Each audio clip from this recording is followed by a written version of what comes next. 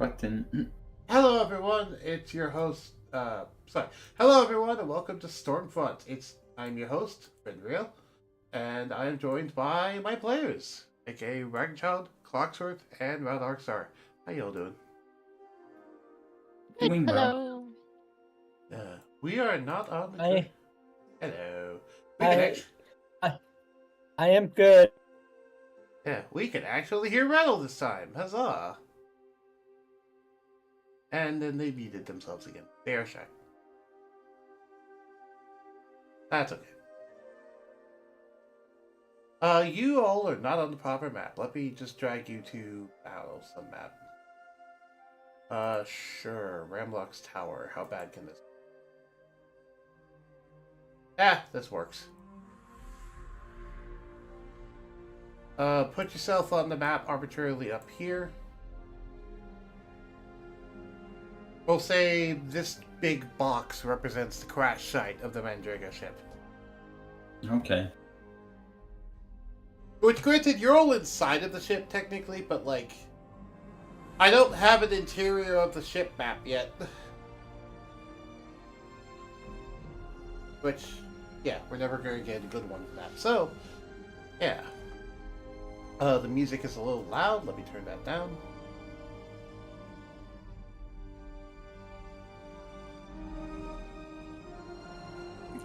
Sorry, my thing is lagging. I'm gonna have to. It's okay. That explains why there's two Ragnachilds. Exactly. Yeah. It's okay. Things will get sorted out, I'm sure. The temporal stuff will kick in eventually and get rid of it. But yeah, so last session, you guys kind of chose door number 3 and just asked Zokarye for a way out, and he was like, okay, you got 15 minutes. Y'all managed to flee the spire in 15 minutes. Yay. Which, some people, like Cerner, might be going, wait, did you have an hour? And No. that's because of the fact of, technically speaking, normally I do, like, I gave you more time than your actual in-game characters had, basically. Yeah. Oh. Because deciding, making turns, rolling dice. Uh-huh. All of you managed to make it out of the tower with enough time, and not only make it out of the tower, make it back to the boat. Then the explosion happened, and the entire tower is now boom. There is a massive crater that, I will remind you, is 1 mile wide and 200 feet deep on average, meaning the deepest parts are actually larger, but the average is 200 feet deep. Because the entirety of the spire and the dwarven dungeon all blew up, because all the delirium blew up in a chain reaction. So that happened, and there is now just basically a nuclear radiation zone that was left in it, where there's just deep haze everywhere in there. That's going to take a while to dissipate. It will dissipate over time, because there's no delirium crystals to keep it going. It'll just take time for it to eventually blow away in the wind and whatnot. But for now, it's a basically in his hospitable area where life cannot exist for, like, probably next month. Which I shouldn't be laughing, but Shoot. go ahead. Oh no. Oh, okay. Sorry. I was gonna say, can I use my oh my god, what's the one? The thing. Okay. Give me a second. I'll get back to you actually. Okay. Ignore me for now. Do you mean your Aetherium? Or are you talking about something else? No. I mean, oh gosh, I just closed my character sheet. Cool. My computer is just like being a butt today. Happens to the best of us. I mean, the thing where I can spend an hour and then I can like enrich an area, so Oh. that all of the plants will grow and You know which one I mean? Yeah, I know which one you mean. The problem is that is specifically about enriching the plants, not enriching the soil. But Sorry, guys. Yeah, plant life, plant growth is the spell that you're talking about. And yeah, it's about enriching the plants up the soil. So unfortunately, you can't really do that in this area because, like, well, there's nothing to enrich here. It's just like if you try to enrich Chernobyl, for example. Like that's effectively what this is. Just a mini version of that. Like, if you walk into there, you might walk back out with 3 arms. Which, granted, I know that's not how that works, but anyway. That's just a dumb meme. Either way, all of you are currently in a boat. Well, it's generally accepted that the FNAF 3 minigames God showing damn William it. Afton's death YouTube take place videos, in the FNAF 1 stop. location based on the layout of the map and Stop positioning of the animatronics. I've noticed It started playing the one FNAF YouTube video again. It was the God. same one as last time. Damn it. I just closed it. Shoutouts to that YouTuber, by the way, for anyone that recognized that voice. And sorry for the intrusion. Anyway. It's okay, I'm playing multiple. Yeah. So, all of you are currently held up in the ship, which the ship was a mile away. It got picked up and flung further into the forest. So now you're currently about an extra 100 feet into the... Not 100 feet. Several hundred feet into the forest. You don't know exactly how many. Your ship was tumbling, so the masts got ripped off, the lifting gear is damaged, the rudder is destroyed, the hull of the ship is heavily dented and damaged. Like, the only reason why the ship survived as much as it did is because the ship is literally made out of adamantine and chlorophyte. Mm-hmm. Which, by the way, the reason why it took more damage than you might think it would is because chlorophyte is weak to bludgeoning, and all of that was bludgeoning as it was tumbling around. For what that's worth. But still, like, the ship's not destroyed. It just needs, like, probably, on a good day, it probably needs about 1 month of repair, assuming you had all the materials. But you don't have all the materials. So... it's going to take longer than that. So right now, the ship is basically useless, other than it's a pocket dimension you can stay inside of. All of you, though, are relatively okay, because you were inside the actual dimension inside the ship. So the interior is undamaged. It's the exterior that's totaled. Because TARDIS rules. That, and there isn't a D&D mechanism to say how damage transfers between realm. So I kind of had to wing it.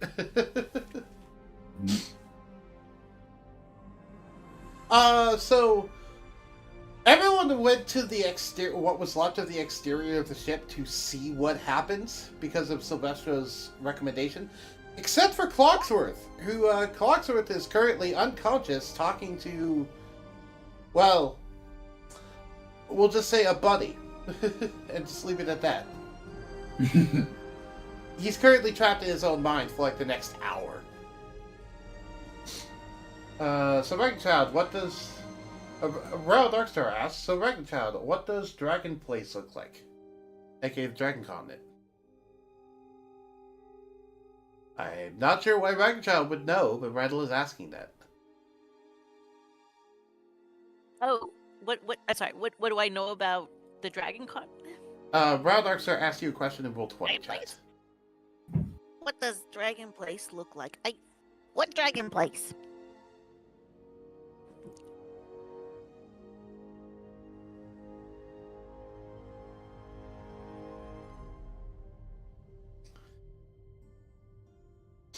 Dragonchild has never been to the Dragon Continent.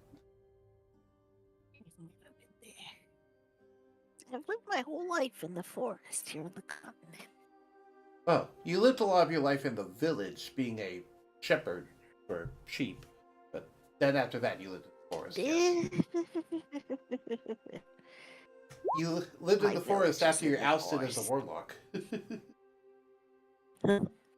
It's okay, Rattle. It's okay. He said, never mind, sorry.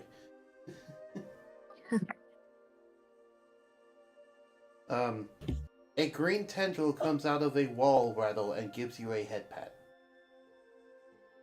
As Silvestro still has access to the ship, thankfully. Even though it's wrecked as heck. Yeah, because his ability to influence the ship was not based on its parts, it was based on the material it's made out of.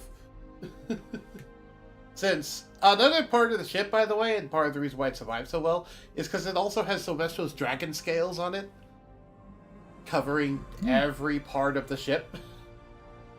That's part of why it's so tough and why it can, quote, withstand meteor showers.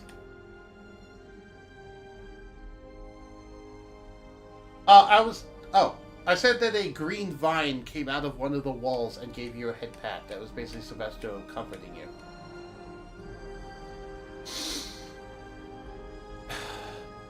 Regardless. I know about Dark is confused by that. Okay, fair enough. So, yeah, this is happening. Ragnar, Rattle, like, you two are the only conscious player characters currently. Besides Linda. So, what do you want to do? Like, the explosion's gone, the rumbling is still going through the area, but, like, finished at this point. It's just thick haze and what looks to be Zokarye walking into the crater. Or at least you think it's Zokarye, given how heavily misty it is. Hard to tell. What do you all do? I am going to follow Zokarye into the crater. That's not a good idea, but okay, you could. How are you going to get out of the ship to do that? Because you're currently stuck in the ship. Oh. Like, Wow. you could see out, but, like, it's about a half a meter viewport that is, because you gotta figure, you're looking through where the cannons would fire, so it's only as big as the actual width of the cannon. The cannon barrel, I should say. Like, if you want to try and crawl Here's how I through, do you it. are a halfling. You can crawl through. It'll just be squeezing, and I'll need an acrobatics check. No. I'll. What if I wild shape into a spider and then I crawl out? You can do that, and then you can get out reasonably easy. Alrighty, I will do that. Okay, you wild shape into a spider. What variant of spider? Just regular spider, or wolf spider, or leaping spider? Ooh, a wolf spider. Yeah. Oh, you know what? I wild shape into one of those adorable jumping spiders. Yeah. There is a giant hole in the medbay, yes, but the giant hole currently has a mast laying on it. As there's also the wreckage of just... Yeah. Also, remember, Rattle, the boat is upside down currently, so the top is the bottom right now, and the bottom is the top. So that hole that the God Laser made, one, that got repaired, and two, it's currently facing into the dirt, so unless you have a burrow speed, that's not useful. But anyway, what variant of spider did you say, Ragnar? I missed that. I'll be a jumping spider. Okay, that works. That means that you have a jump height of 20 feet. I will point out. Doing. Yep. Boing, Boing. boing. I just like launch myself out through the cannon. The cannon window Okay. portal. No, I don't think that Rattle's going to throw you in the cannon and fire or anything. Like, DM, I'd like to wild shape into a cannonball. Wait, what? It just turns into an armadillo. Yeah. Like some Naruto Sasuke stuff from early Naruto. Where Sasuke throws a shuriken that is actually Naruto, and a Naruto shadow clone shows up that is actually a shuriken. All that nonsense. Oh my god, yeah. Yeah. I forget, Rattle, do you have wild shape? I forget if you're a druid or not. Oh yeah, you're sorcerer druid. So Rattle's joining you. It's a mole and a giant and a leaping spider. Leaping spider is crawling out of the cannon area. The mole is digging through the ground. Okay, so both of you make your way out of there. I will go ahead and say it will take you about like 30 seconds to actually get to the edge of the crater. Well, not the edge of the crater, but to actually get outside the ship fully. And then, yeah, you can start making your way to the crater. However, by the time you get out of the ship, Zokarye has seemingly disappeared. As he seemed to have activated some accelerators in his armor and is moving faster. You still want to follow towards the crater? Hey, where's he going? Let's go. Come on.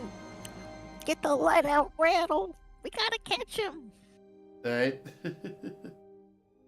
You say while you're a spider. Ew, it sounds like this.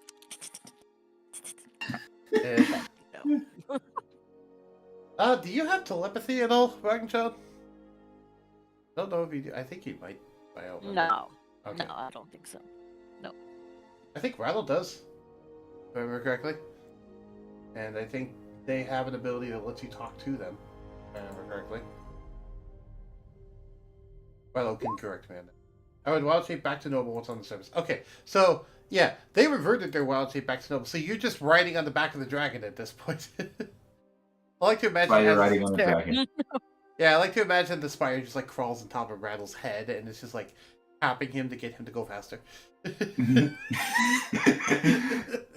If Rattle wants to, that is. Yeah. I mean, Rattle's faster than the mole or the spider. I was going to get to the ship out of the ground before doing so. Oh! Rattle is currently worrying about trying to get the ship out of the ground. Okay. So if you want to go chase after Zokarye, you're going to have to leave without Rattle. Okay. Yeah, sure. Oh, well, I will. I'm going to wild shape, or I will end my wild shape. I'll turn back into a halfling, and I'll say to him, "I'm going to go after Zokarye. You're going to stay here and get the ship turned around. We'll figure this out. I'll meet you later." Well, Darkseid says, be careful, and yeah. And as you start to make your way, Ragna, before you actually... Well, as you're starting to go through there, a giant green hand comes out of the forest. What do you do? What It's- a thing! It seems to be trying to grab you. Do you Oh my want... goodness! I'm gonna leap. I'm gonna try to evade the Okay. hand. Give me a deck save. Okay, dex save. Whoop. Come on. There it goes. Woohoo! You manage to avoid the grip of the hand. And that's when you recognize it as you dodged out of the way and kept moving. It is actually Mossman. His hand. There you are. He currently is standing in the middle of the woods. You didn't notice him at first because he blends in so well with the greenery around there. But he seems to be standing at the edge of this new 1 mile wide crater. Yeah, so I guess we did. We technically got rid of all of that stuff. So job well done. The being looks towards you and then looks towards the crater and nods. Are you looking to go in there? Well, I was trying to follow that Zokarye fellow. Then I hop thought I on. saw him go down in the crater. Then hop on, and he offers his hand. I scramble on up. Okay. Ragnarshaw is going on an adventure with Mossman. I'm down to watch that. Alright, except it's not quite what you think it is, because when you crawl to his hand, he grabs you, and then rears up to throw you like a baseball.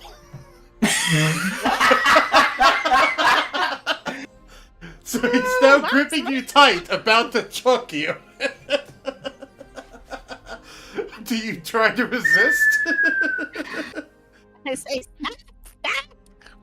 There's no guarantee I'll land on my feet. Come on, don't do this! And as he ignores you, he winds up and mumbles something to himself in Druidic, which is a Moss Spell special, and then tosses you directly towards the crater.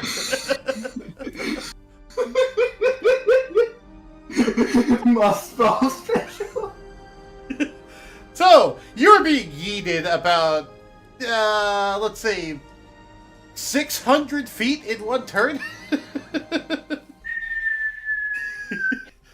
I will need you to give me a dex save to not take a lot of damage. Oh, no. Why would you do that? Okay, you succeeded. Seems like a cat-like reflex has helped. Ew. Can she wild shape into a bird? Yes, but she's currently panicking. She's not thinking about that. So, Mossman tosses you directly towards the edge of the deeper part of the crater where Zokarye is. And he hears you screaming behind him, and so he turns his head slightly, notices that you're coming towards him, ducks out of the way. Actually, I'm going to have Zokarye make a dex save, actually. Hold on. Oh, that's funny. I'm going to give him advantage currently, but I will have him make a dex save. He has advantage because he's going to use a reaction on his armor to give himself advantage on the dex save. One. That was one of them. I forgot to roll with advantage.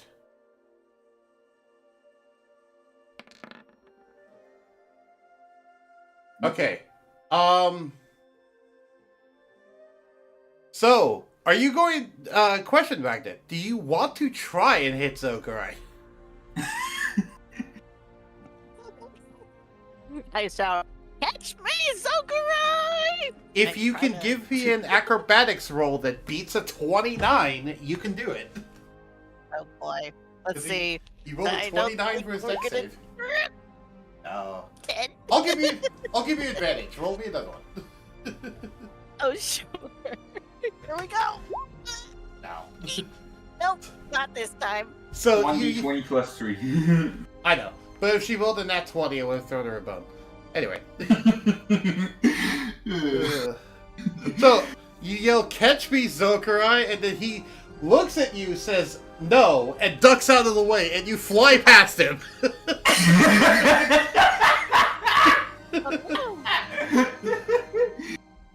No.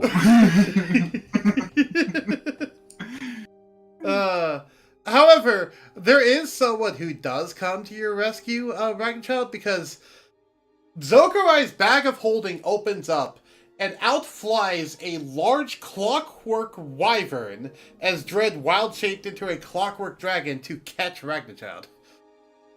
Oh my goodness. You are now currently riding on the back of the Dread clockwork wyvern. And... Oh my lord, what is this abomination? Who are you calling an abomination? Dread says. And you recognize Dread's voice. Oh, that's you, Dread. Oh, sorry. It's just, you know. Zokarye sighs, I'm shakes just his so head. used to hanging out with real dragons.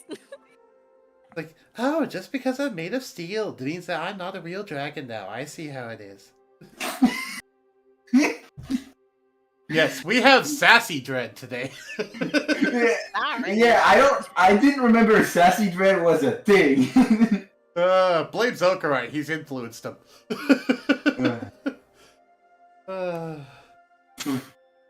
Zokarye just... People can influence each other. Yeah. Zokarye just kind of sighs, shakes his head, and keeps walking towards the center of the crater as Dread starts to fly you back away from him towards the edge of the crater. What do you do, Ragna? The dragon's starting to fly you away from Zokarye. What are you doing? I'm trying to get closer to him. What do you do? Hey, I'm trying to keep you out of there, and can't you hear that Why? heartbeat? And with that, give me a I perception can check. really hear anything. I can barely hear anything. Okay, give me a perception check with disadvantage then. Hello. Boop. Boop. Oh wow! Well then, no, Ragchild does hear this. So you hear what sounds like an ungodly, unholy heartbeat coming from the center of the crater that is reverberating the very space around you. What the heck is that? It reminds you of something you've heard referred to as the heartbeat of nature, except this is just completely wrong. Like, this is all kinds of wrong. It's bad. This is bad. And, you also notice something else. You can't hear Niao anymore. Oh no. Oh. Zokarye, we gotta go. Zokarye, come on. Great. Zokarye is ignoring you. Dread, however, is, he says, why do you want to go in the center of the crater? So, my master is already planning on dealing with the thing in the crater. Oh, well, I was gonna give him a hand, whatever he's doing. He doesn't want your help right now. He specifically asked for no one else to arrive. Also doesn't even want me helping you either, but I can't just leave you here with no help. I'm worried about him. You know, Dread, I'm starting to realize that even though you're a clockwork dragon, you've got the heart of a real dragon, taking care of old Ragnar-child. Okay, well, tell you what, you wanna do me a favor? You wanna fly me back to the ship? Yeah? Yeah. So I don't have to walk? I'll fly you back to the ship. And he says, kind of embarrassed and blushing. You're a sweetheart. Oh, look at that! Clockwork blush! I didn't know they could do that. When you wild shape into one, they can. Which, by the way, just point out that Dread is currently wild shaped, meaning they're a druid of some kind. How are you a metal druid? This is... There, okay. Now you're messing with me. I am, well, metal is also a natural material, yes. There is a certain... You're one of those new generation druids who thinks it's okay to have metal and all this stuff. You know, back in my day. Well, I was born a construct. What was I supposed to do? My body is metal. So, I learned about these Warforged people that made their own druid circles called Circle of the Forged. And I tried that out, and I can wild shape into constructs now, and I could teach you how to do it too if you wanted to. Oh, wow. I don't know about that. I mean, that's all well and good for you, but we'll see. We'll see. Don't worry. Hey, Ragnar-child? No matter what happens, we're still friends, right? What's that supposed to mean? I'm worried about my master's intentions. And with that, he drops you off at the edge of the crater. And he kind of looks at you sadly. Actually, he drops you off at the ship, sorry. And then kind of looks at you sadly. Is there anything... You have one turn to do things, Ragnar, before something happens. Is there anything you want to do on that turn? Now that... What do you... Oh my goodness. Wait, Red. When you say that, you don't know about his intentions. What is... Can you... Tell me more! I wish I could. I was programmed not to... And with that, he powers down, and you see his body disappears into a lump of molten metal and flows into the crater, as it seems like he was remotely shut down by Zokarye. Oh my god, I gotta tell the rest of them about this. Good, Rattle! Rattle! Where are you? Rattle saw that. You're currently at the ship, so Rattle saw all that. So did Silvestro. Oh, But before we get to Rattle, that, Silvestro! let's talk about what Rattle was doing that entire time. Mm-hmm.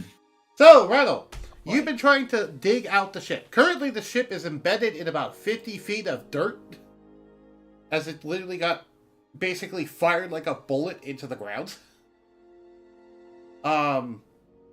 If you would like to try and unearth the ship enough to actually get it moving, not moving, but like unearth it enough so that it's not stuck, you can. It will take you about 30 minutes of work to undig everything. Assuming you're using Wild Shape to do it. If you're not using Wild Shape to do it, it will take 2 hours. Okay. Even then, though, the boat weighs a lot and the engines are still destroyed, so even if you get it freed from the ground, it's not like it's going to be able to fly. But this will be the first step towards getting it to fly, so that's useful. Okay. So when Ragnarok comes back, he is about... Rattle is about halfway through digging the boat out. Roughly. Meaning it's been about 15 minutes. I'm keeping track of the time because that matters for Surtur. Ooh. Given the fact that Surtur, we already established this before, is only going to be out for 1 hour. So, anyway. Right now, Ragnchild, you can do your dialogue now.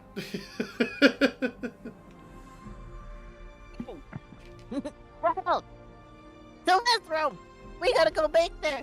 We gotta go to the crater now! I don't know, something's going wrong! Zokarye's trying to do something! He's going rogue! Sylvester... He's gonna do something bad! Sylvester says with a sad voice, "We are too late. Unfortunately." What? What do you mean? But you're like a god. You can fix this, right? And so is he now, that he has claimed what was down there. Or close. What was down there? I don't understand. And then Silvestra will send you visions of what Zokarye currently looks like. As Zokarye... First off, the heartbeat stopped. So the heartbeat has stopped. But Zokarye is currently much larger. He is in a massive construct of some kind, which I will actually show all of you now. Ooh. Yeah. Visible to all players. Cool.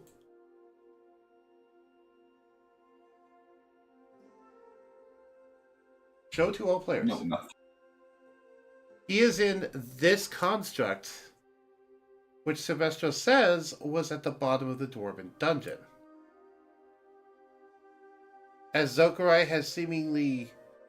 Either Zokarye or someone else has seemingly destroyed the heart that was in the spire, had the driver of this thing that you are now seeing taken care of, and is now piloting this thing, or become part of it. Silvestro is not exactly sure which is which right now.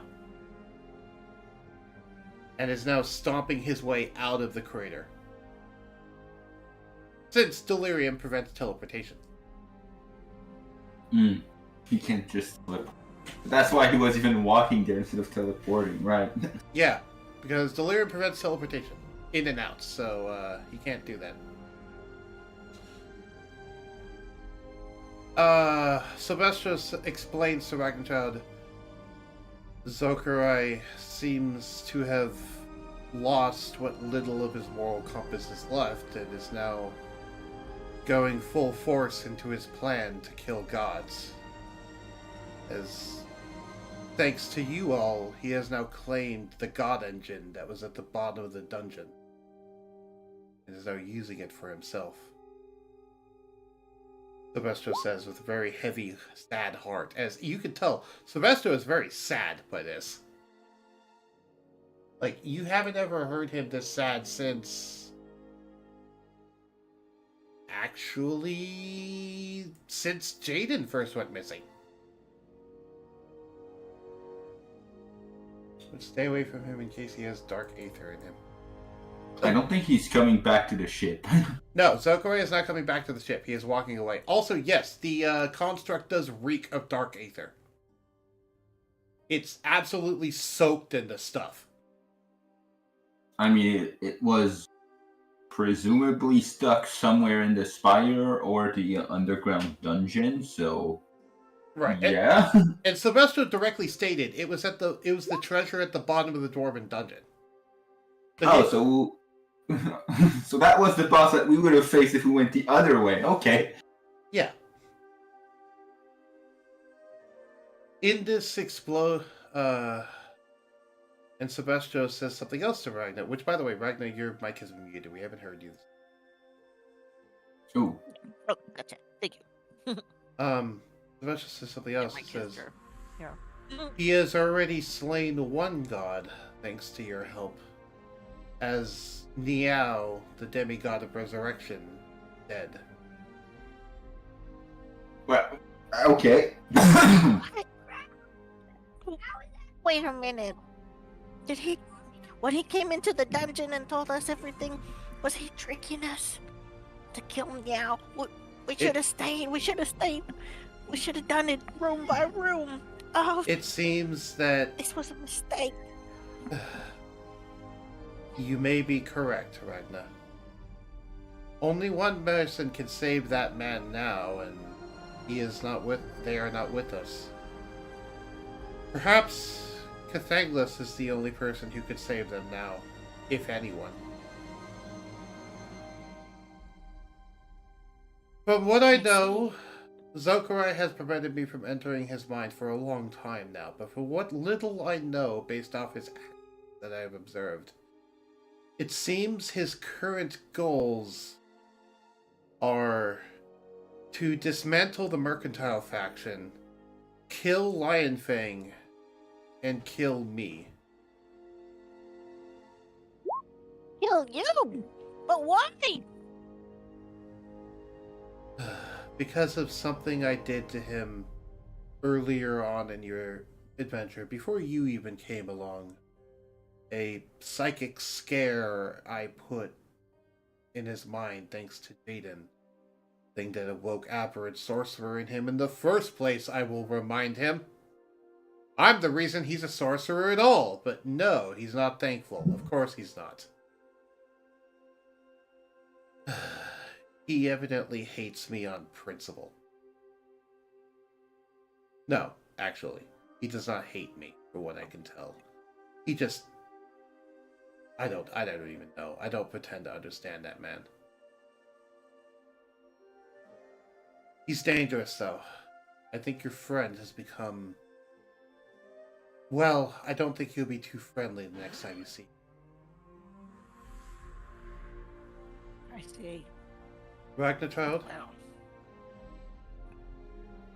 if you have a way to do Yes. it, while Zokarye is gone, Dread still holds on to his morals, but is currently held against his will.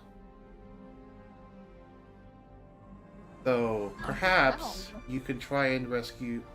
Perhaps if you could find a way to break free Dread from Zokarye's control, you could gain a powerful ally, as Zokarye himself has stated Dread is nearly as powerful as he is.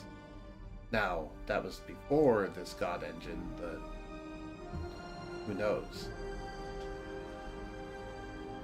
Either way, given the capabilities of his father and what we've seen from him so far, Zokarye has become one of the most dangerous men in the world. Possibly even more dangerous than Lionfang. wait a minute. Who is Zokarye's father? Zokarye's father is known as Hagrid Tenshaw, and is one of the most infamous and famous artificers in this land's history. you perhaps may have saw them during that recent tournament that went on. They had the augmented limbs and body. I know for certain Cathanglis did, because Cathanglis got a bunch of new robotic limbs from them. If you saw the recent 9 tails on Cathanglis' back, that was due to him. You're kidding. Oh my goodness. So, then, his father, Zokarye, was created by his wait. Okay. Zokarye is the son of Hagrid Tenshaw. Zokarye's mother still exists as well. Who's his mother? Zokarye is a half-dragon. Hagrid Tenshaw is an elven artificer who has augmented his body to the point that he is more construct than man. But Zokarye's mother is an adult... is an adult amethyst dragon. That's it. Hmm.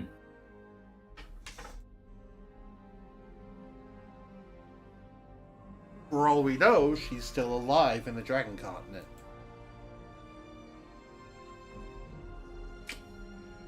Also, welcome, Kayana. I know. Silvestro was just talking about what happened to what Zokarye has now become, thanks to the recent betrayal that just got shown. Or presumed betrayal.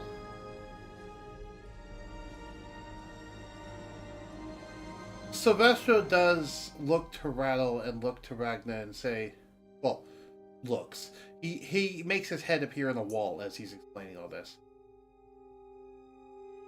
He does say, it does seem, though, that the man is not evil. Do you know why I say that? Why? He spared your lives, didn't he? It's not like he tried to kill you in the explosion. Well, it's not like he really tried to keep us from being killed either, you know. Right, but if he really hated you and was a villain, wouldn't he just blow up the spire with you in it without any warning? Because that would have also accomplished his goals. And certainly none of you would survive that.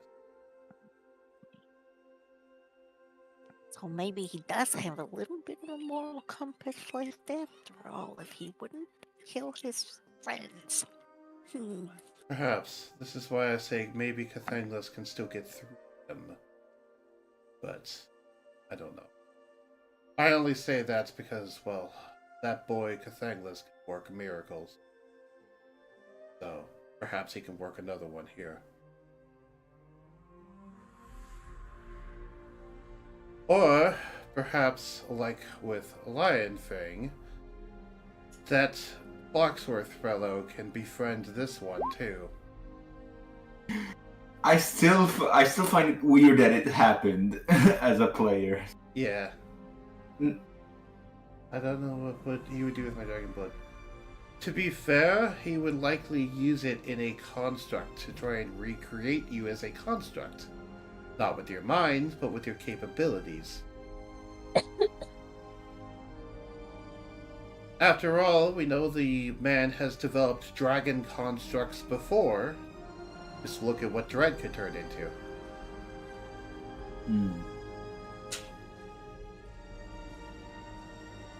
Oh. That reminds me. Ragnarchild. Yes. Dread did leave something with me to give to you. Oh, he did? And What was it? I will have you give me a dex save, Ragnarchild. God damn it, Silvestro. You know if Sylvester's giving you something, he's yeeting it at your head. He always does this. You fail, so you get conked in the head with a large, thick book. Ow! Dang it, Sylvester. Why It's- you gotta treat me like that? I'm an old lady. You're an old lady with the power to move mountains. Don't complain. Yeah, details.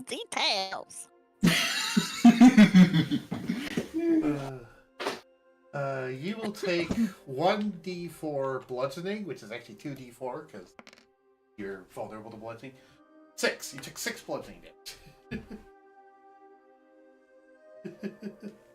Oh my goodness. I think I need to heal myself, actually. Might be a good idea.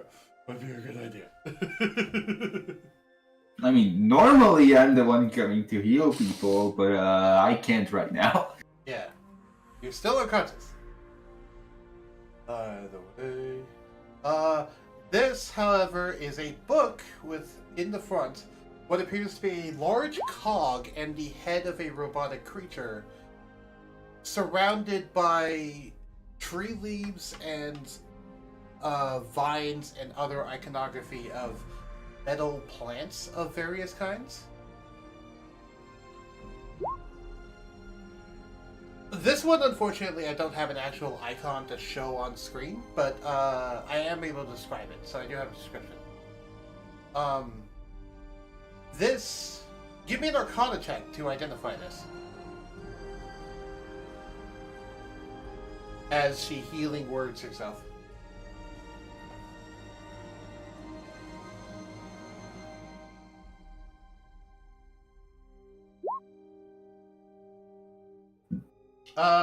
Rattle Zavoso agrees that that's something he could do. 8. You have no idea what this book is, but you have a rough feeling that maybe this is whatever that forged circle thing is that Dredd mentioned. I don't know. You'll have to read the book later. Okay. I'll read it later. I need to get my glasses. Linda, Raggedchild came back and she's screaming about Zokarye betraying you all. Zokarye being the same boy that was very rude to you before. I never liked him. Sylvester remarks, to be fair, I never liked him either. That man always had a bad soul about him. Yeah, because he was a replacement and wasn't the real one. What do you mean? The real Zokarye was an S. As far as I know, his soul has remained the same throughout the entire time I have known him. But he fooled you.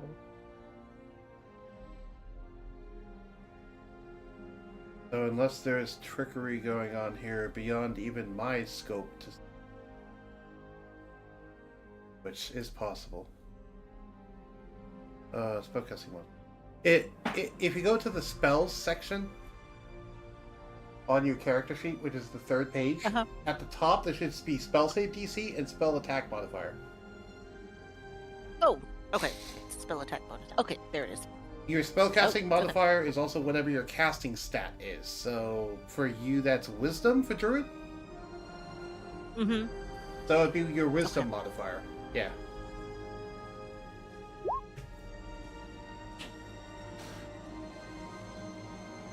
Rattle, he was always dangerous, even without that. Let's not kid ourselves. After all, the man basically invented advanced firearms in a pre-medieval world, so even without magic, he was dangerous. He is reminding me of a certain person, and none of you will get this reference, but he's reminding me of an individual I've heard of once in a book. I believe he was called Dr. Doom.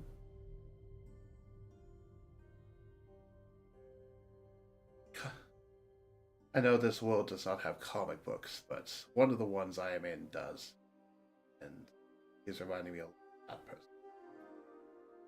Ooh, you got a good healing roll. Nice. Good job, Ragdoll. I always get Mizium and Ethereum confused on how they. Oh yeah, you're wearing chlorophyte, right? Sorry, you're wearing Aetherium, right, John? Doesn't that maximize yeah. healing? Well, never them. Or wait, Oh, no. Oh. Does it maximize it? Does it? Is that Mizium or is that the... Let me double check. I don't remember. Because it's either Mizium or the other one. I'm not that does sure it. how that. Yeah, I'm not sure how it works with. So just let me know and I'll. Actually, you want to know a dumb thing that's going on right now with you? I can't What's close. that? So, you know how whenever you cast a spell, it's auto upcast by 2 because you have Aetherium? You remember that? Oh, I'm sorry. I'm gonna be right back. I'm sorry, guys. Okay, My take care. kids need me.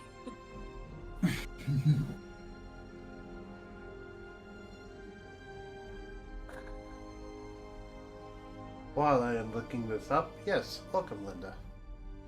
To catch you up, Zokarye was seen entering the crater. Ragnarchild tried to pursue Zokarye. Ragnarchild was picked up by Mossman and yeeted towards Zokarye. Zokarye dodged, but Dread came out to rescue Ragnarchild and explained a little bit of what's going on. Then escorted her back to the boat at her own request. And then Dread was forcefully shut down by Zokarye and forced to return to him, even though Dread didn't want to do that. Because Dread is Zokarye's construct. And then, yeah, that's when Silvestro started explaining what the heck Zokarye is currently doing, and the fact that Zokarye is the one responsible for killing Niao, that he has actually successfully killed a god now.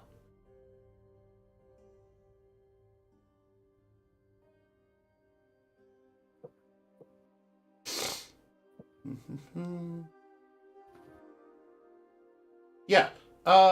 Healing above spells are upcasted by 2, and any healing rolled on a healing spell is maximized when healing you.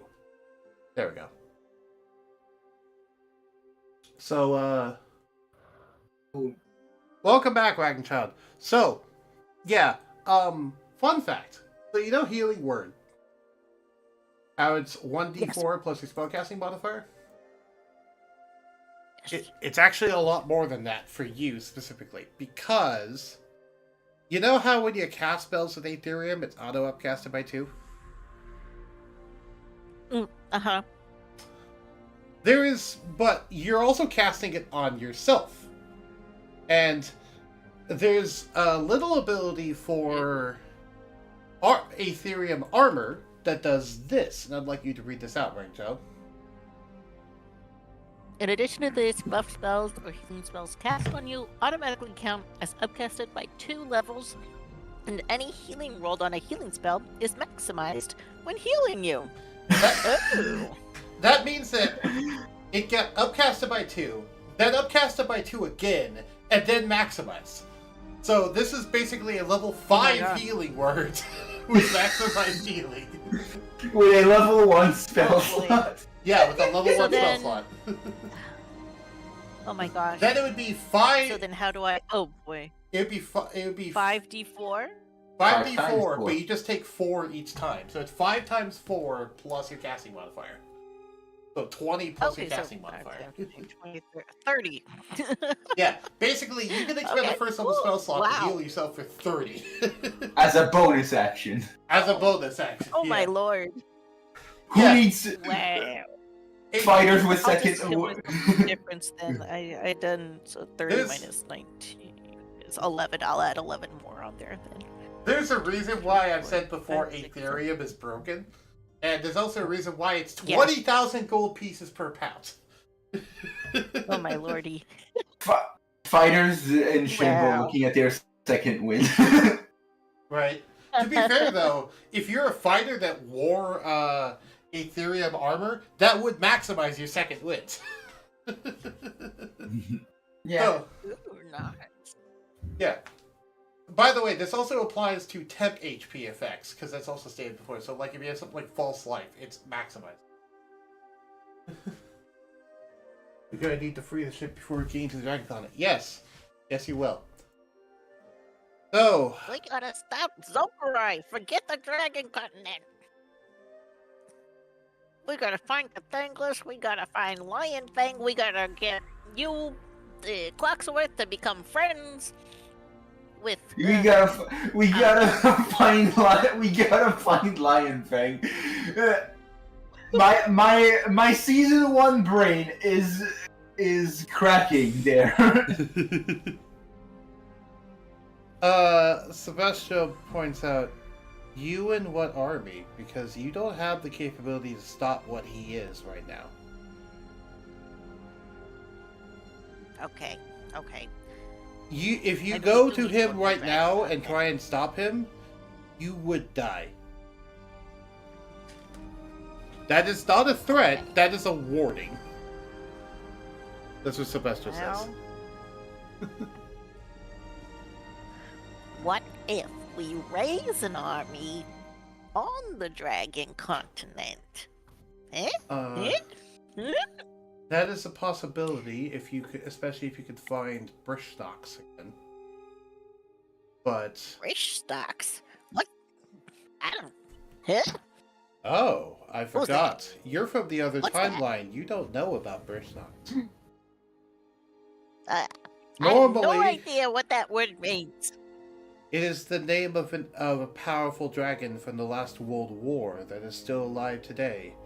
They are the champion of Bahamut, and a great worm of equal measure to myself. Oh. Interesting. So there's more than one Silvestro in the world, is what I'm hearing. There is only one of me. But there is more than one great worm in the world. There is actually 3. There is myself, there is Lionfang, and there is Brishnox. Wait, Lion Fang is a great worm? I didn't know this. That's I thought true. it was a You lion. have never fought him, have you? Yes, he is a great worm of equal I've never measure even to seen myself. this guy. Yes, you have. He was on the boat, remember? Wait. The giant angels Oh, yeah, came I after remember him? now. I don't think Ragnar was there for that. Were they not? Oh, I don't Hey. think so. apologies. I thought Ragnar it was was timeline Thangless' too. brother, so I figured he looked like a Thangless, who's kind of like a wolf-looking thing. Cathanglis is Right. also a dragon. What? Yes. Both We are. Go ahead. Both Cathanglis and Lionfang are brothers and are both half-dragons.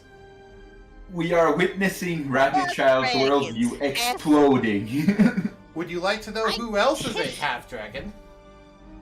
Zokarye. Me. What? Next thing you're gonna be telling me Rattle Darkstar here is a half dragon. No, they're a full dragon. Okay. Phew. Good to know. But you are a no.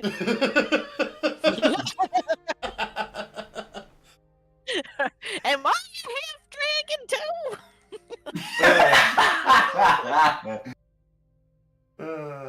Linda, are you a half dragon? No.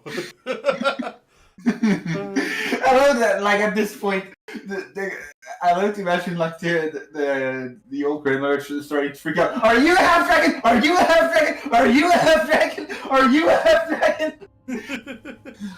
Like going to everyone that's still alive on the ship. Like Gerald, are you a half dragon? Harold, are you a half dragon?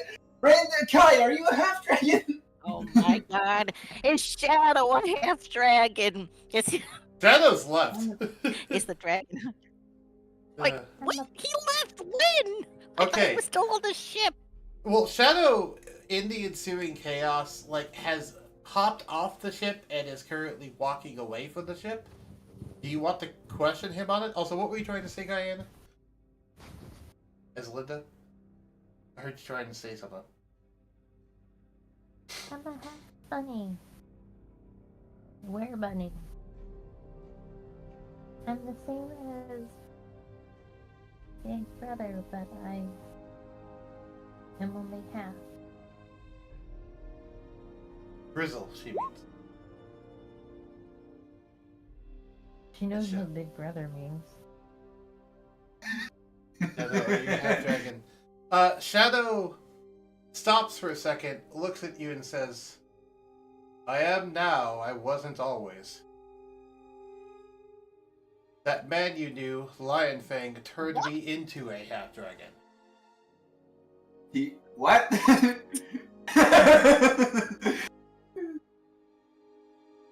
Did you not know? He turns all of his dragon hunters are turned into half dragons by him. Wait, you were working for Lion Fang this whole time? Why do you think I tried to kill you in the arena when we first met? I don't know. I thought because Thorin offended you. No. I was there to kill Shad. That was my mission. I was supposed to kill Shad for being alive after my master dealt with him. But not only did I fail in that mission, all of you bested me and my honor was tarnished.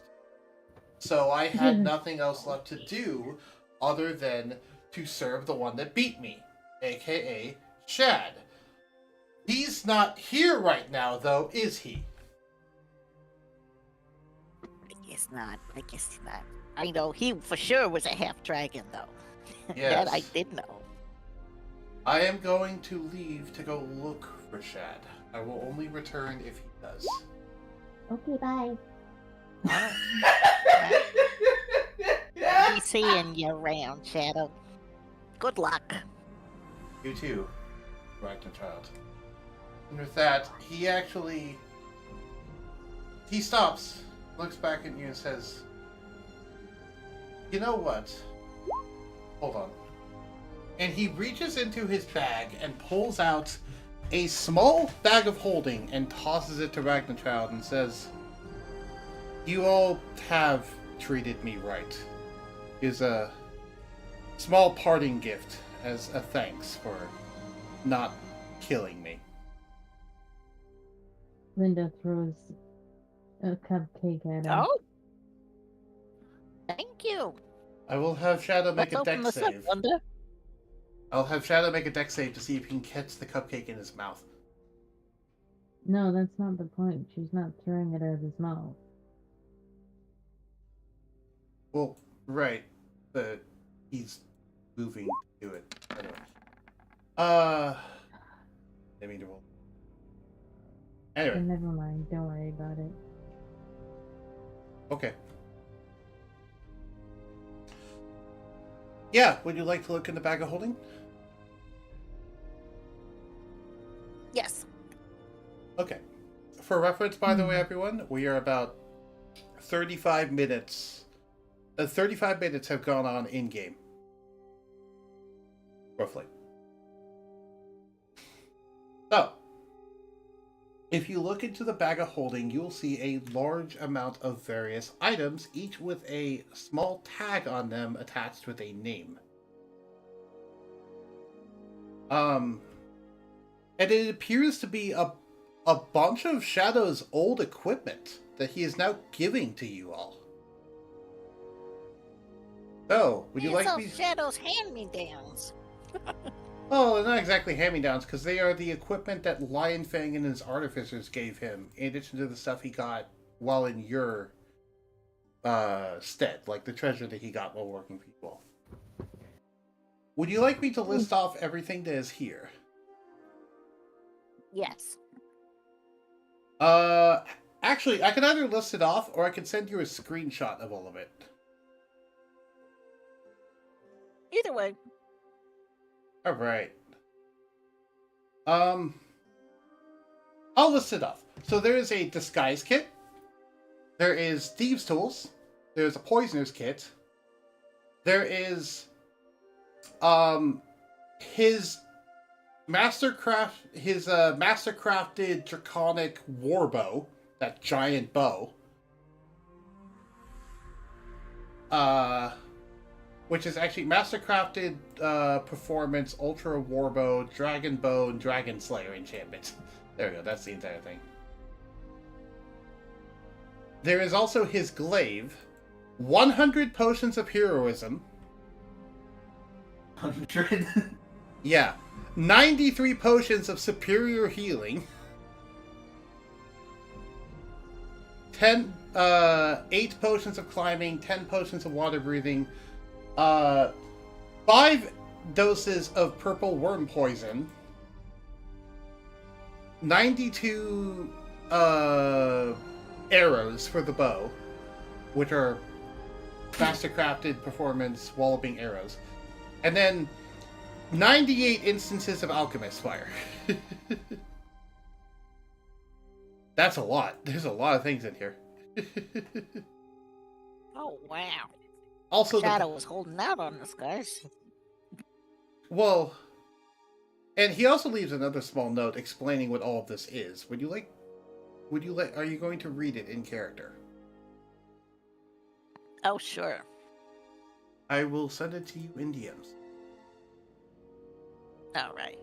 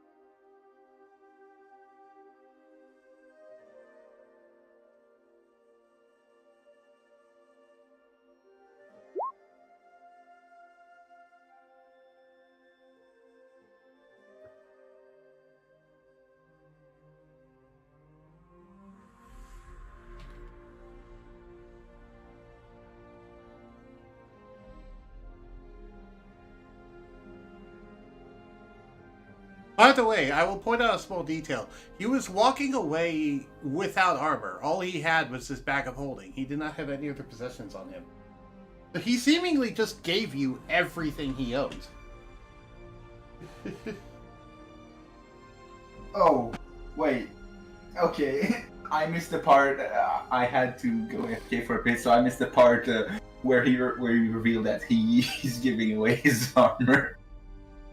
Yeah, it's in the bag, along with everything else. Because this is a legendary bag of holding, so it has more space than usual. Ooh. That armor is scary. That's all I'm going to say. I have bad memories with the armor. Yeah. So I sent you the quotes. Oh, let's see here, guys. There's a note here. This is my gift to you all. It is a standard equipment that all dragon hunters have. I am leaving behind everything I owned, and I'm going off to seek a new life away from the hunters. I have been given a second chance, and I am taking it. Wow. Godspeed, Shadow. I hope everything works out for you, buddy. Mm-hmm. But look, guys, free loot. And I will send you a screenshot of everything. Here is a screenshot of everything in the bag, which is literally everything that was in his inventory in his character sheet. Oh.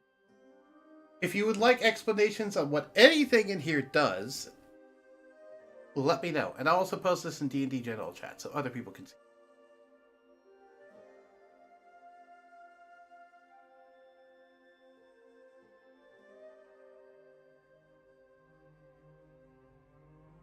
Would you like explanations on anything in there?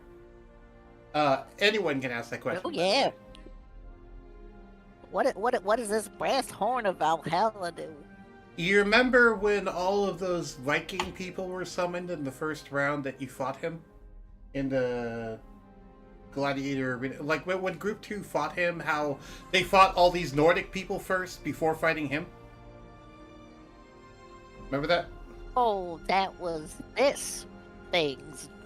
Yes. I see. The Horn of Valhalla, when you attune to it and pass the attunement process, you can blow on it once per week to summon a random amount of berserkers to help you. I will send you the actual. Actually, I don't need to send it to you. I can actually put it on screen. I forgot about that. Brass. Here, let me make this visible to everyone. Show all players. Here is the Brass Horn of Valhalla. You can go ahead and see it on your screen.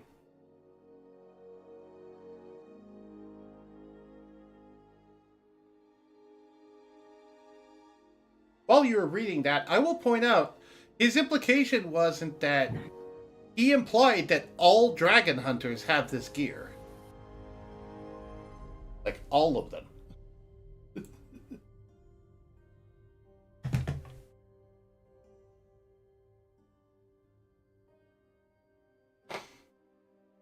What touch the Dragonhide Berserker armor?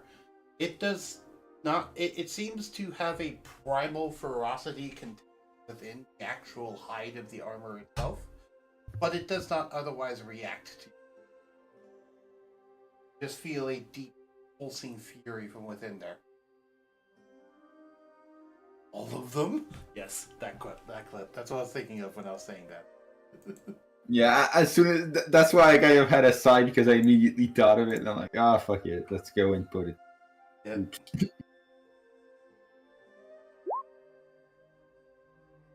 And yes, by the way, I'm aware that like today you got through a dungeon, so this is loot time. It's not the reason why Shadow is leaving, but it's just a happy accident of like, oh hey, you just beat a dungeon. Here's all this loot.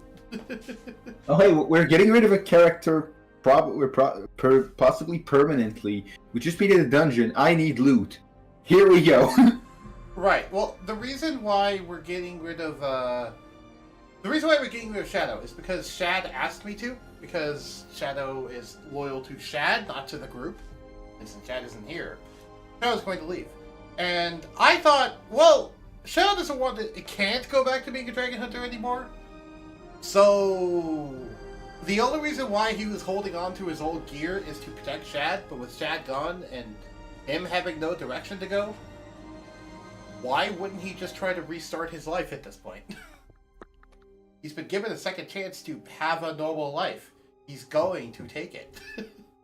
So he has no need for all this combat gear anymore.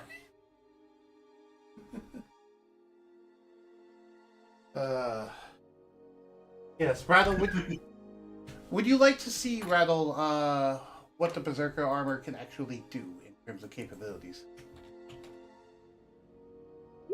Now I'm thinking. Oh no, interesting. Oh, I'm actually curious. Why not? I was going Okay, to make... Go ahead. I was going to make the item sheet pop up, but that's all I was going to say. What did you say, Cluckers? I was going to say, now I'm just thinking of like, because he's starting to start his life normally and not be like in some sort of big army thing, I'm now just imagining a random village getting attacked. They try to threaten Shadow, some like random like level 3 or CR4 like bandits are threatening the village and Shadow is there and he's like, is that supposed to be scary? Right, he says he's probably just watch him become like a bartender or something. He's like, you go to a random bar and you're looking for adventure and you don't realize the bartender is like secretly a level 60 character that just wanted to retire and not do combat anymore. Because like, he lost all of his gear. He did not lose most of his capabilities because a lot of them came from his classes, not from his gear. Mm-hmm. He could be a bartender. Although the gear did help. Yeah. That is true. He could be a bartender at the Lucky Dragon Inn. That is not the direction he is going, but yes, that is a possibility if you ever want to seek him out to hire him. Also, I don't know why Ragna is still so quiet. It's probably because of her kids, if I had to guess. Oh, yeah, Good sorry. guess. By the way, Why? it's okay.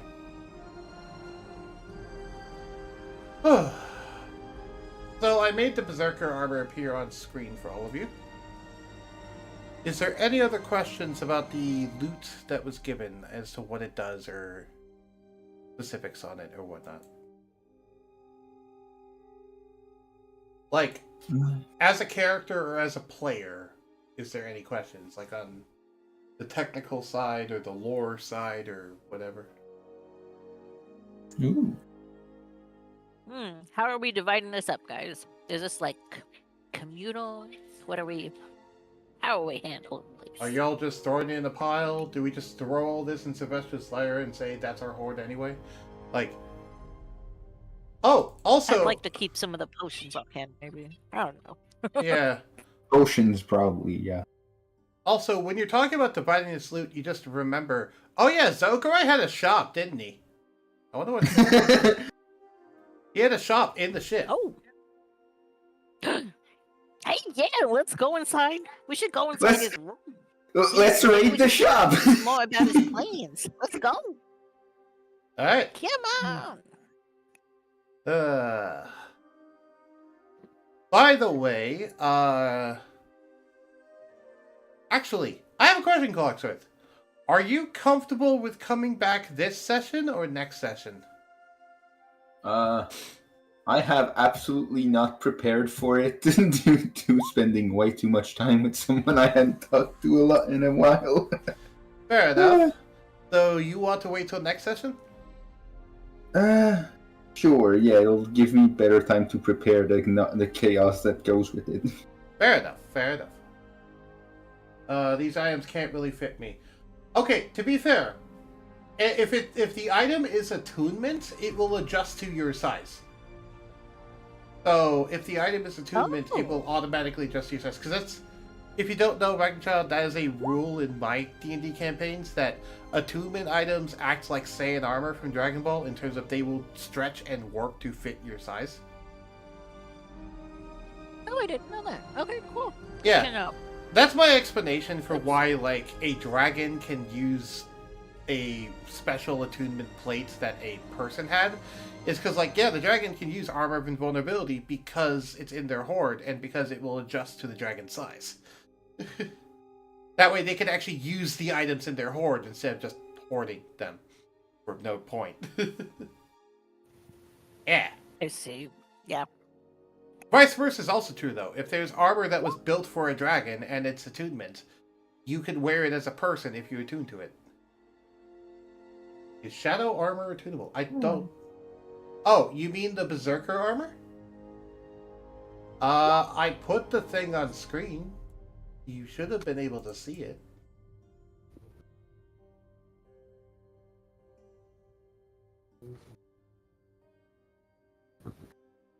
I did not want it to be spoiled for me.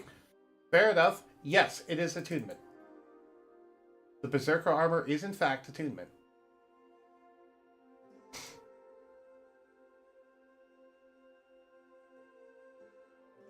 It is also ferociously powerful and dangerous, as Surtur can attest to.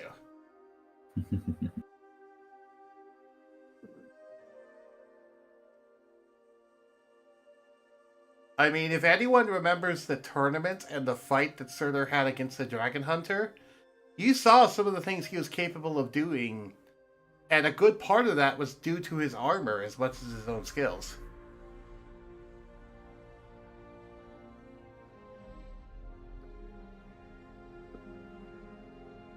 So yeah.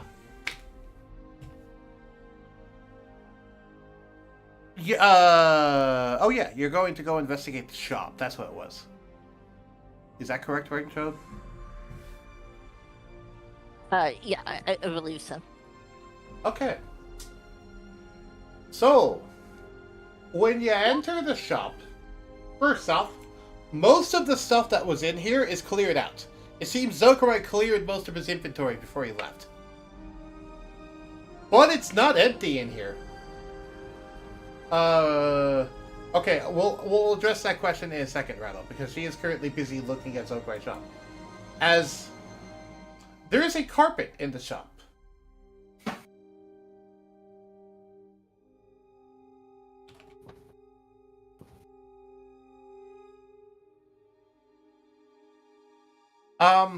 Hey, Ragchild, you remember when you were going through the spire and there was that weird merchant fellow that you talked to with, like, the carpet in the middle of the spire? Oh yeah, that's right. Guess who's currently in Zokarye's Oh. shop? What the hell is he doing here? How did you get He here? says, hello, hello, What? friend. Welcome to my shop. You recently... That's not your shop. Well, yes, but the man this shop belonged to just destroyed my home, so I am taking his shop. Fair enough. Fair enough. I guess that makes sense. My.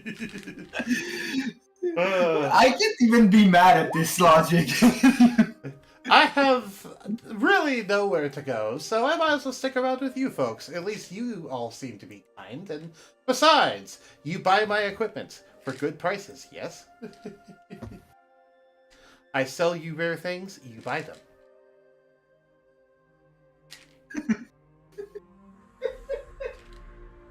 I have the ability to appear and disappear in different places, so I may join you on some of your adventures. I am not much of a fighter myself. I, in fact, avoid fighting at all costs. But I do have a neat ability to, we'll call it teleporting, similar to your friends. So when you need me most, you might find me randomly in a dungeon that you go through. How's that sound? You're not there. No. Oh, so, what do you got for sale anyway? Ah! Many things. Many things. And currently, on his carpet, you see, before that though, Diana, did you say something? I couldn't hear you. You're like I'm you. not talking to you. Okay. I couldn't tell if you're talking to me or talking to your dog, so I just thought I'd ask. Currently, he has for sale a number of different items, some of which being those weird items you recognize from the spire, others being random potions and other sorted miscellaneous magic items. You're not sure where he gets these from, but they are available and they're all for reasonable prices. Would you like me to list off anything specifically, or just everything in the shop? Because everything in the shop will take a little bit. Like, do you want me to list off the special stuff, or the generic magic items, or the potions? Yeah, sure. I'll hear what kind of special things he's got. Okay. And as that's happening, we will go back to Rao Darkstar, because Rao Darkstar is, I don't believe... Rao Darkstar, did you follow her into the shop, or no?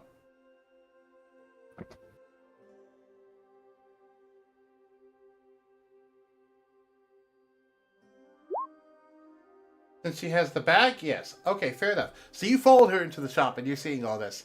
Okay, so all of you hear a loud thunk as something lands on the side of... something hits the side of the boat. So all of you hear a very loud thunk noise. It didn't sound like a projectile. It sounded like... something softer hitting the boat. Do any of you want to investigate, or are you just going to keep shopping? What was that noise? Let's go. Okay, Immediately leaves to go Wait a minute. investigate the noise. I'll be back. I'll be back later to hear more about your specials. Yeah. You like my wares. You buy my wares. See you later. Fare thee well. And with that, the doors close behind you, and when you open them again, he is gone. The merchant is gone. Was Rattle in the room? Rattle left with Ragna, I would assume. Since, as Rattle said, she's following he's following her. He's because- holding the bag. Yeah, he's following her because she has the bag. You're safe there. Go lie down. Anywho. when you go out to investigate, you find a couple of where do you go to investigate, by the way? Do you go back to the cannon area? Where you looked out before? I was gonna go up, like up onto the deck of the ship, so I could maybe like look over the side. The deck of the ship is currently face down in the dirt. Oh, are we upside down still? You're still upside. Rattle fixed it. Rattle dug you out. He didn't turn you right side up. I will remind you that the boat is something like 100 tons. Even when this wrecked. Yeah. The rattle doesn't have the strength. All right then. See, Fair enough. You go to the cannon area and look out. And you see 3 bodies. Well, you think they're bodies, because surely they're dead, but no, they're actually moving around, and you recognize 2 of them.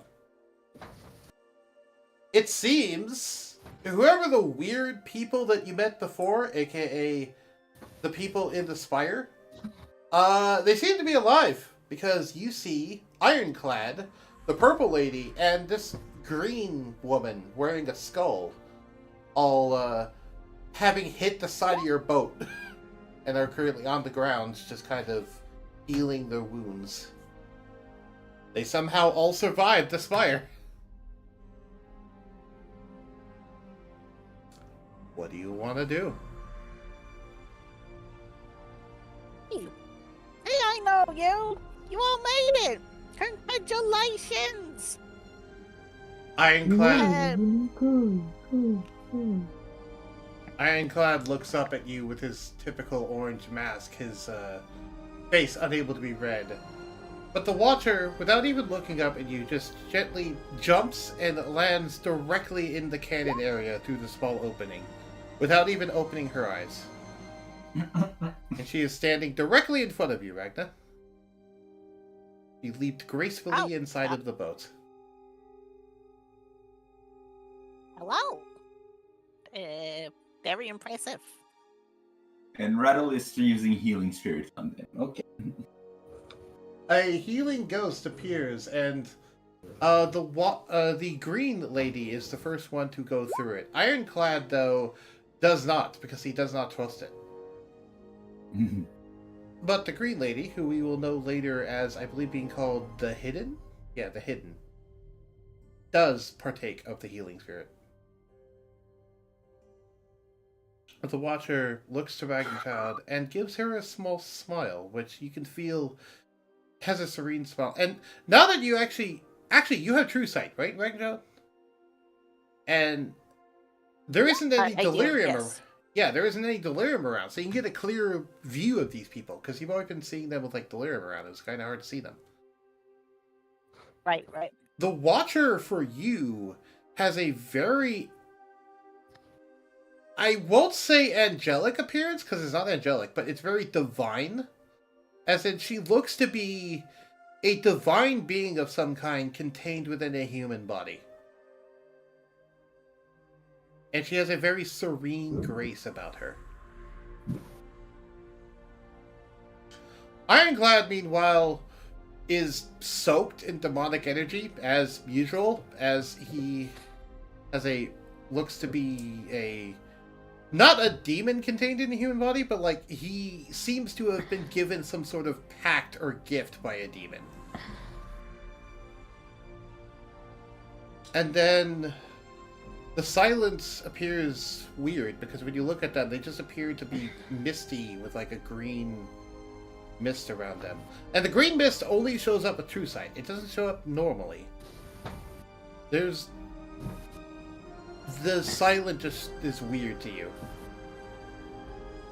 Usually true sights allow you to see better, but it seems ever since we entered the spire, true sight was sometimes an inconvenience. That's weird. That is a Indeed little it was. Well, because it's important to remember that true sight allows you to see the true form of a shapeshifter. And this implies that the true form of the silent is whatever this gas cloud thing is. That's what the implication is. Either way, whoever these people are, they are definitely very otherworldly, as they do not... it seems that wherever they walk, the world bends around them as if they are not a part of it, like as if they are foreign intruders into the world. It kind of makes your hair stand up on end, Dragonchild. Not gonna lie. This is kind of creeping me out. I don't know what it is about them. Something about them seems not right. The Watcher starts walking away from Dragonchild further into the ship, and Ironclad starts climbing up the side of the boat. Silence, meanwhile, just seems to have sat down and is setting up a small campfire outside the boat. I love how two of them just decided, fuck it, we'll do stuff with this boat. Right. Well, to be fair, they did just hear Dragonchild say, "Hi, you guys made it! I'm glad you survived," which is a very welcoming message. Fair. And even with Ironclad, he has to admit, you've all been mostly friendly so far, so... Also, where the hell do they have to go? They've spent their entire lives in the Spire, as far as they know. Yeah. This is when I would go back to the Spire, if there was one! Right. Speaking of, okay, this is a little awkward. Do you know why, everyone? Why is that? This is about all I have planned for this entire session. I ran out of material. Oh. So for once, so for a rare occasion, you planned less than what you planned little. That's weird. Yeah, because for the rest of my stuff, it requires Surtur coming back. Sorry, Clocksworth coming back. But he didn't want to do that this session, so I don't know. You got probably about another 15 minutes in character. If you want to spend just the rest of the session talking to each other, you can, or if you want to end this early, we can. I don't mind either way. But basically, you got the rest of the session to do whatever you want with. I've gotten through all the main plot points. Gotcha. If Ragnar wants to go talk to the purple lady a bunch like she was trying to do earlier. Yeah. I think we should. We're gonna need to recruit them to anti-Zokarye. We need a name. Coalition. I like that. Anti-Zokarye coalition. The AZC. I mean, we need to make a flag. We need to make uniforms. Let's see. We need a logo. Wasn't there a unicorn before we entered the Spire? Oh yeah, what happened to your unicorn? My unicorn, it didn't refuse to enter the Spire with me. Meaning it's Stay on the ship. If it was Maybe it's inside the around ship, somewhere. then it's okay, because everyone survived inside the ship. Unless it died while being I don't tossed think it around. was But inside. I thought it was outside. Oh, if it's outside, it's dead. yeah, I think my unicorn's probably dead. Fuck. Oh no! Say Give me a it, please. D100 roll. Give me a D100 roll. I'll Oh, do this let's up to see. RNG. Let's see. That sounds good. Ah! Let's see here. Yeah. Get to the right window. D100. Let's see what the Winds of Fate have to say. 28! Your unicorn is dead. Ah. I thought so. Everything I touch dies. I mean, that's not exactly true, but... you can choose to believe Eventually. it. Eventually. Well, everything dies eventually. That's just the rule of being alive. Yeah, next you're going to mention the sky is blue. You almost made me say the other thing, Clocksworth. I stopped myself though, because they don't know that reference yet. I mean, that for me is like a goddamn 9-year-old reference at this point. It's what I first used when I was hearing about equal protection of the law, and someone mentioned the possibility that, oh yeah, it could just be related to how, biology and almost everything, and they went almost in a Destiny kind of way. And I'm like, well, if all they're going to do is point out that biology and all that is random, and so because it's purely random, you don't get to decide, and so it's equal for everyone. You're just pointing out something that happens in nature and like a charter about the rights of people. Like what? It's as relevant as if you were to put in a charter about the different rights that people have, that the sky is blue. It wouldn't make any sense to put it there. We already know that. Right. That is a good point. Anyway, yeah, Rattle, Clocksworth is currently, well, okay. Defect is currently laying on the ground, and Clocksworth is currently face down on top of Defect. His forehead is still fused to the Aetherium crystal inside Defect.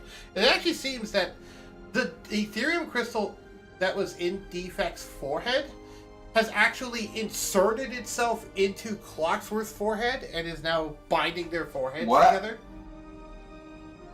As it seems like the Aetherium is bonding to Clocksworth in addition to itself. In addition to the construct. I'm curious if Rattle goes to see Ragnar and is like, Ragnar, do you know anything about this? You have Aetherium.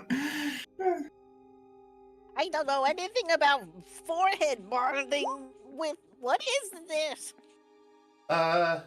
Sidon would try to touch the crystal to stop it. Okay, if you try to touch the crystal to stop it, give me a Constitution saving throw. Oh, I didn't know this existed. Ooh. 16. When you try to touch the crystal to stop it, you get a magical feedback effect that knocks you backwards 10 feet and zaps you for 5d12 radiant damage. What? As the crystal sends radiant light into you to try and prevent you from stopping the procedure.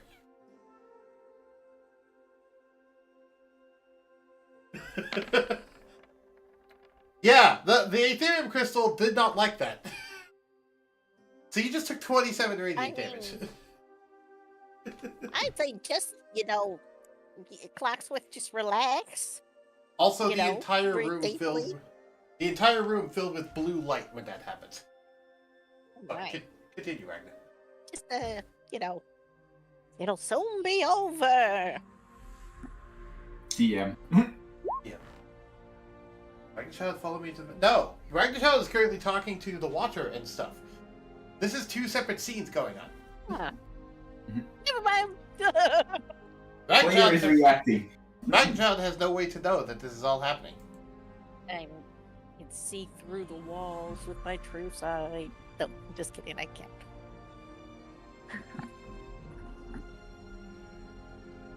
How it worked.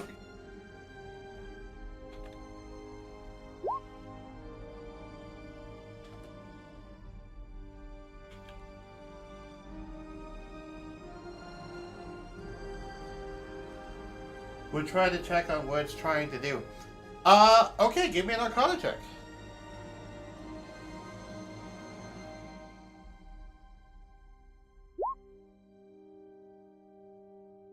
Okay.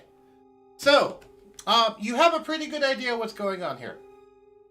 This seems to be similar to what happened to Ragnarchild in terms of the Aetherium crystal bonding with Surtur. However, it's different in this case because it's not just bonding the Aetherium to Clocksworth.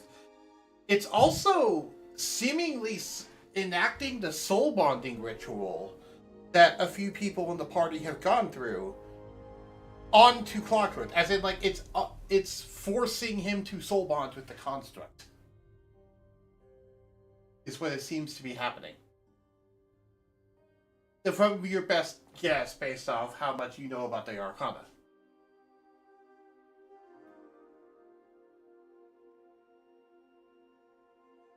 Yes, it seems like it's trying to become one with Clocksworth and trying to make both himself and Defect become one. Which, I pointed out that you already know this because Cathanglus is soul bonded, and also Rattle, you saw. I believe you saw Hunari in Karsoka as well. Oh, and Rattle, have you ever met the magic? I'm trying to think of everyone that you've met that has a soul bonded creature. Basically, you've seen soul bonders before. You know what they are. Usually, though, it's a willing thing. This is the first time you see it forced upon someone. But it seems to have been the case in this case.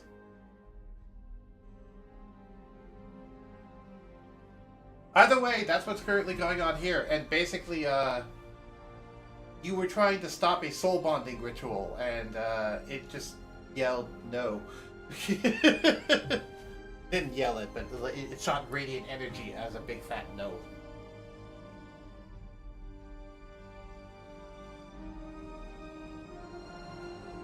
Would call for Sylvester and Ragchild to come look. Ragchild, you are receiving a call. Before that, we should probably do a little bit of what Ragna and Watcher was doing. Oh, right, Ragna. What were you and Walter doing during that entire time? Well, I was trying to convince him to join the anti-Zokarye coalition. Right. The Watcher kind of shakes her head and just sits down in the mess room of the actual ship and just starts making herself a simple meal. She doesn't seem to want to be part of this anti-Zokarye thing, but she does seem to want to be part of your group, but that you can tell. Actually, give me an insight check. I realize I just told you all that, good. Assuming that you would know. Insight. There we go. I mean, there's chlorophyte on the ship. If Ragnarchild has enough intelligence, she can probably use it. Yes, if it wasn't for the fact that, these beings seem, or at least the Watcher themselves seems to be immune to mind reading. Right now. Either immune or their intelligence score is high enough to ignore when Ragnarchild tries to do it. Right, which... By the way, I will point out, the Watcher has never said a word. They have never opened their eyes, and they have never said a word. There's a character called the Silent, yet Watcher is the one that doesn't say a word. Yeah. Okay, Ragchild, you're able to tell that they do want to be part of your team, but they are not joining your hunting squad after Zokarye. All right. Well, yeah, we'll accept your help to help us get the ship up and running. What do you say? Huh? The Watcher gives you a small smile, looks at you, and pulls out her polearm, her staff, which seems to be a powerful magical artifact of some kind. And then she points towards you with it. You want to give me another insight check to figure out what she's trying to do? Yes. Your insight check. Insight. Here we go. 17. You get a sneaking suspicion she wants you to pull out your staff. Okay. Here you go. Look, this is my famous walking stick. What do you think? She then hits your staff with her staff. And seems to want to start sparring with you. In quarter staff combat. Oh. And while you're thinking about that, Ral Darkstar calls you into the medical bay. Sorry, I can't find you right now. I gotta go check out what Rattle wants. Well, I'll see you in a little bit. The Watcher follows you. Speed out of there.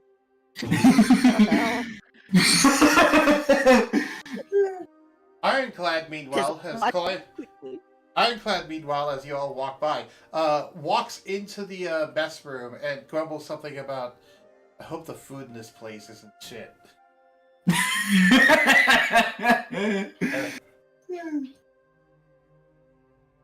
So, all of you make your way to the medical bay.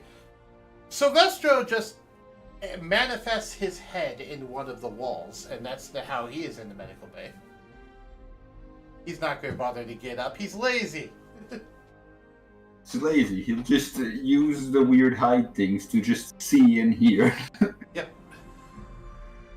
He says, technically, all I need to manifest is 2 eyeballs and 2 ears, but I know that would creep all of you out if there's just my ears and eyes over the walls, so I manifest my entire head instead.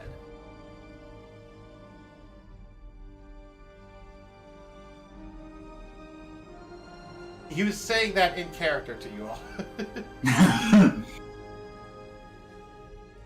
Okay. Either way, Ragna, you come in and you see that currently both Surtur and it's not Surtur. Both Clockwork and this construct thing are glowing with a blue light that looks like your blue light, and also the gem that was in the construct's forehead is currently shoved inside of Clockwork's forehead, and their foreheads are now stuck together. How do you react to that, Ragna? You guys about to give each other a kiss there? What's going on? Why you? You can clearly tell I they're don't know both what's unconscious. Oh. Also, the I go construct up has no to- mouth.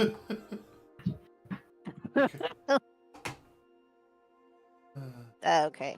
Well, we try to maybe pry them apart. I don't know. What do you think, Rattle? She's suggesting the same thing.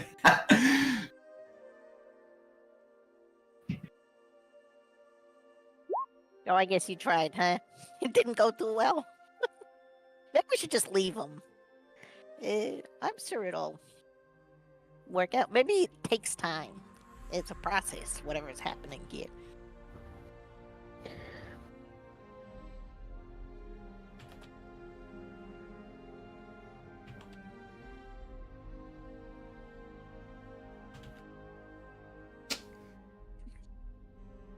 I'm sorry, did you ask me a question?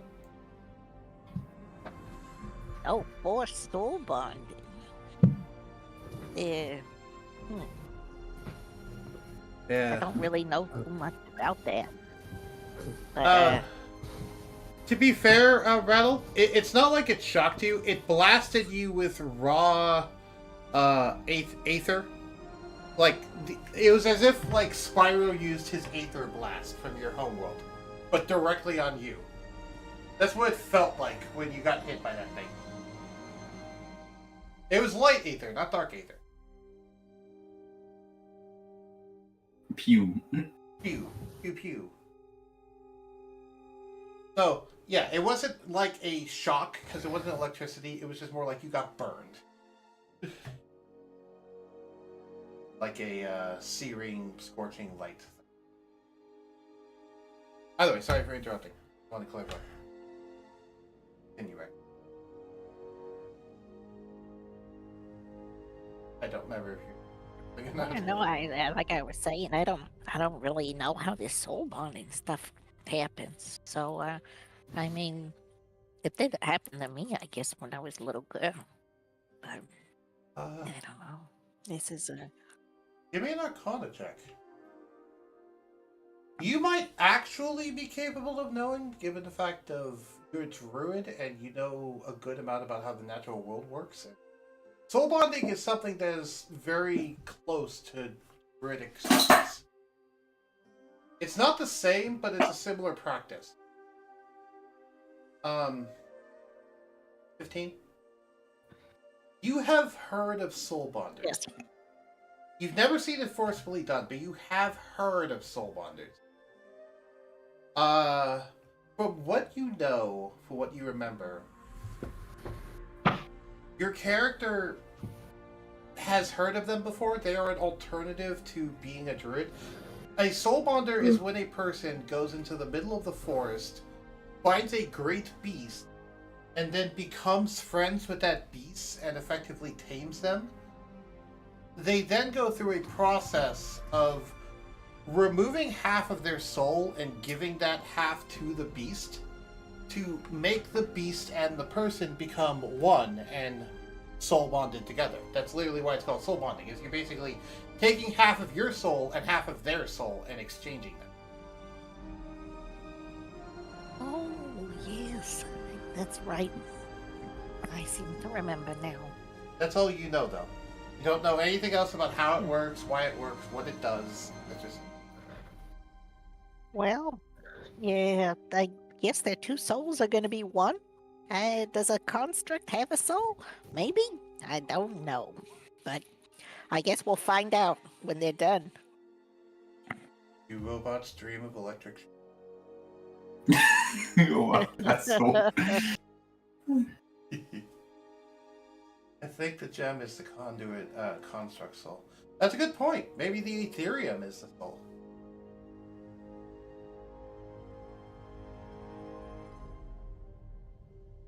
What do you think about that possibility? Oh, that's real interesting. I don't know. I guess. Well, maybe our friend Clocksworth here is gonna end up having some, Ethereum properties when this is all done. You have true sight, so give me either an Arcana or Nature.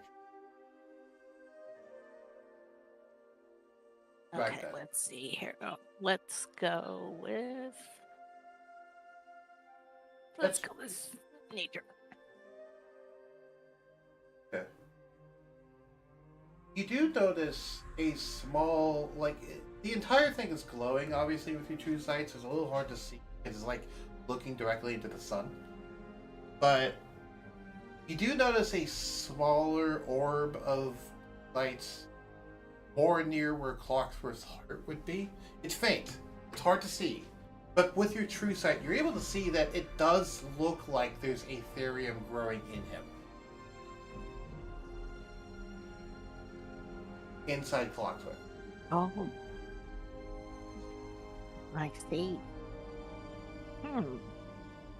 Well, Clocksworth, I wonder how this is going to change him. Or if it will change. His personality. Was he going to take on the personality of the construct? I wonder. Sylvester remarks, Well, to be fair, he always had a bit rigid personality anyway.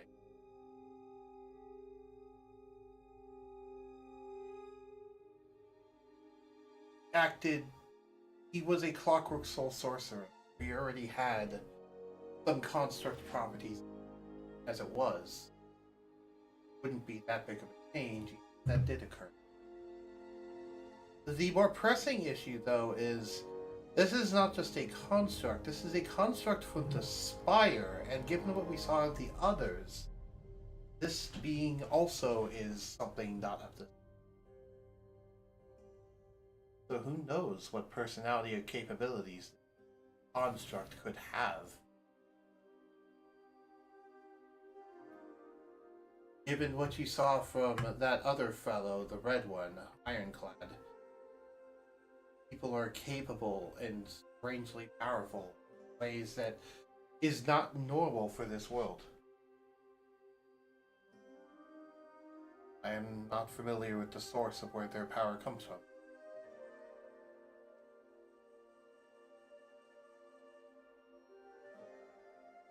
He says all this to Ragnchild, by the way.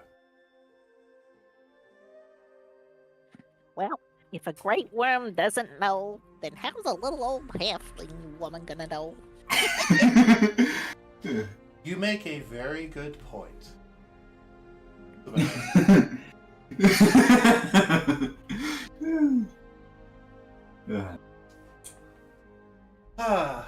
And with that, if you would like to end the session here, this could be when Clocksworth wakes up and we get to the next session. That sounds like a good stopping place, I think. Yeah. Sounds like a good stopping place for me. Is there anything else you want to do, Rattle, before we end it? Okay. Anything else you want to do, Linda, before we end it? AKA Kayana?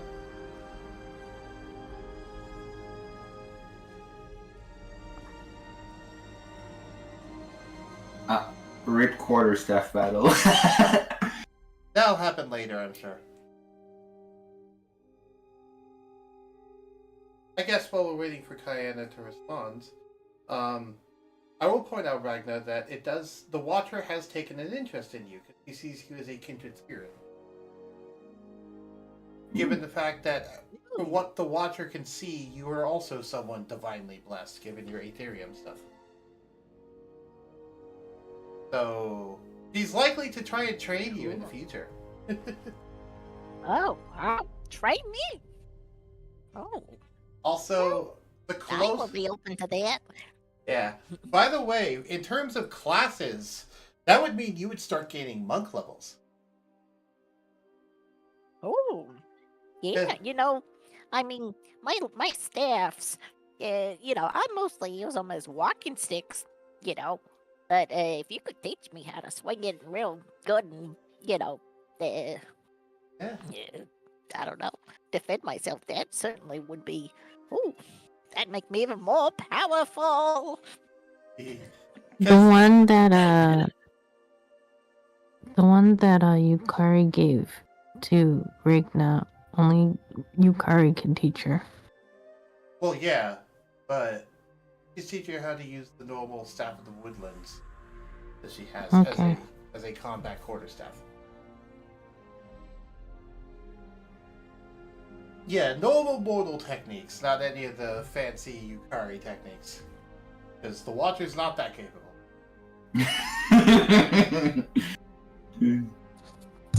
Yeah. Yukari does know of the Watcher, by the way, and knows who she is. And the Watcher just know of Yukari as well. Oh, the second part of that statement is interesting. The first part, I'm not super surprised, but the second one. What was that, Kayana? Nothing. If you want to DM it to me, you can. No. Okay. With that, is there anything else that, actually, Kayana, is there anything that you would like Linda to do before we end? No. Okay. With that, I think we can call it here. Thank everybody for watching. Hopefully we'll have the ship starting to get repaired next session, and we'll have whatever's happening with Clocksworth next session. Mm-hmm. Thank you all for watching, if indeed you still are. I'll talk to you all next